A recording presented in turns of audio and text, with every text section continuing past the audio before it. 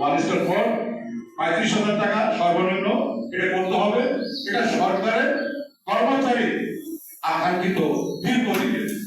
তাই আমি বিনীতভাবে সরকারি কর্মকর্তা কর্মচারী 1 থেকে 20 মিনিট পর্যন্ত সবাইকে আমি মনে করবো যে ভাই আমরা গণপ্রজাতন্ত্রের কর্মচারী, আমাদের ভিতরে কোনো ভেদাভেদ নেই, আমাদের ভিতরে বিশৃঙ্খলা নেই, আমাদের ভিতরে কোনো প্রতিরোধ নেই, আমাদের ভিতরে কোনো কর্ম যে দিচ্ছি আমরা কোনো রাষ্ট্র বিরোধী কোনো কর্মকাণ্ড আমরা লিপ্ত নাই।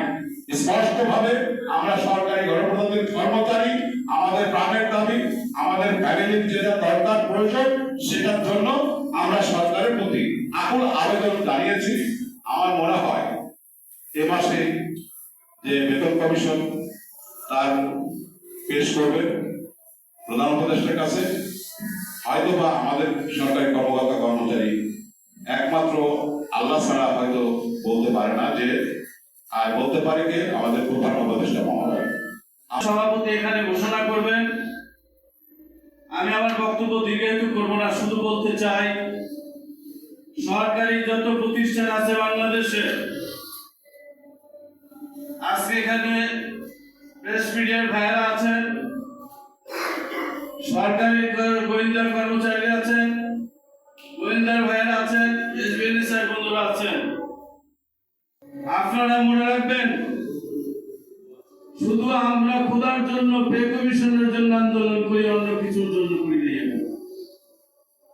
আমরা চাই বৈষম্য মুক্ত একটি পে কমিশন এই সরকার গঠন করেছে, এই সরকার বাস্তবায়ন করে দিয়ে যাবে, এই আশা করি আমরা আজকের এই হাউস।